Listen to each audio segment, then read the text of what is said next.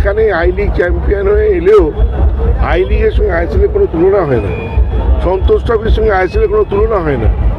তো এইগুলো মানুষকে বুঝতে হবে। বাংলার দুটো দল যেভাবে ঝুঁকছে তলার দিকে, এটা মানে ফুটবলের জন্য খুব ভালো বিজ্ঞাপন না, এটা নয়। টিমটার অবস্থা খুবই খারাপ লাগলো আজকে টিমটাকে দেখে। মোহামেডানের মতো এত বড় একটা ক্লাবের এরকম অবস্থা দেখে।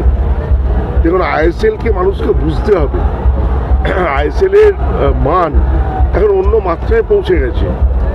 এখানে আই লিগ চ্যাম্পিয়ন হয়ে এলেও আই লিগের সঙ্গে আইএসএলের কোনো তুলনা হয় না, সন্তোষ ট্রফির সঙ্গে আইএসএলের কোনো তুলনা হয় না। তো এইগুলো মানুষকে বুঝতে হবে। মোহামেডানের অবস্থা দেখে আমার খুবই খারাপ লাগলো। এবং প্রতিপক্ষ দুর্বলতা নেই যেমন আপনি বলছেন, কোথাও একটা আফসোসও থাকছে না যে 5 গোলে হতে পারতো? 5 গোলে 5 পয়েন্ট হয় না, 3 পয়েন্টই হয়। আমার 4 পয়েন্ট, 4 গোলে 3 পয়েন্ট হয়েছে। আমি 1 গোলে যদি 3 পয়েন্ট হতো আমার কোনো আফসোস থাকতো না। জেমিও সর্বোচ্চ স্কোরার আপাতত, কিন্তু জেমিকে সুভাশিস ছুঁয়ে পড়লো। একটা ডিফেন্ডারও কিন্তু মোহনবাগানের সর্বোচ্চ স্কোরের দাবিদার হয়ে উঠছে। এই বিষয়ে মোহনবাগান ক্লাব এটাই তো, এইভাবেই টিম তৈরি করে। এই সবাই যদি সব জায়গায় খেলতে পারে, অলরাউন্ডার এবিলিটি থাকে সবসময়। যে স্ট্রাইকার আজকে জেমি যে খেলাটা খেলেছে, যদি কেউ ওয়াচ করে থাকে, প্রত্যেকটা গোলের পেছনে তার ভূমিকা আছে।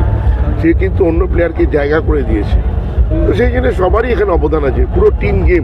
আজকে দেখুন, অনেকে বলছে আজকেও তারা নতুন টিম নেমেছিল। অ্যাকচুয়ালি দিব্যেন্দুর মতো প্লেয়ার, সে অদ্ভুত খেললো। আমি তো দিব্যেন্দুর খেলা দেখে আজকে আমি অত্যন্ত মুগ্ধ হয়ে গেছি।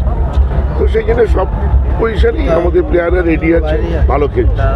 ডিমির একটা শট বাড়ি লেগে বেরিয়ে এলো, ডিমি গোলটা পেলে কি আরো ডিমি মানসিকভাবে কি আরো অনেকটা ইয়ে হতে পারে? না, যে কোনো ফরওয়ার্ড যদি গোল পায় সেটা তো তাই উজ্জীবিত করেই থাকে। দুর্ভাগ্য হয়নি এই ম্যাচে, পরের ম্যাচে পাবে। এবছর কি মোহনবাগান লিগ শিল্ড?